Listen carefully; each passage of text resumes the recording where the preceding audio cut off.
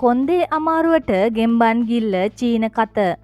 චීනයේ නැගෙනහිර ප්‍රදේශයේ පදිංචි 82 හැවිරිදි ෂැන් නැමැති කාන්තාවක් සිය කොන්දේ වේදනාවට ප්‍රතිකාරයක් ලෙස පණ පිටින් කුඩා ගෙම්බන් 8 දෙනෙකු ගිල දැමීමෙන් අනතුරුව දරුණු පරපෝෂිත ආසාදනයකට ගොදුරු වී රෝහල් ගත කිරීමේ සිද්ධියක් චීනයෙන් වාර්තා වේ.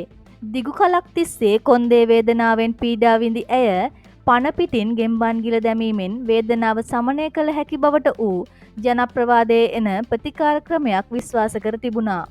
තම අපේක්ෂාව පවුලේ අයට නොදන්වා ඇය පිසීමෙන් තොරව දින දෙකක් තුළ ගෙම්බන් 8 දෙනෙකු ගිල දමා ඇත.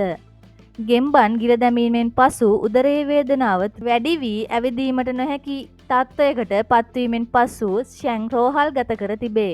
පරීක්ෂණ මගින් ඇයගේ සිරුරට ස්පාර්ග නම් පරපෝෂිතයන් ආසාදනය වී ඇති බවට තහවුරු විය.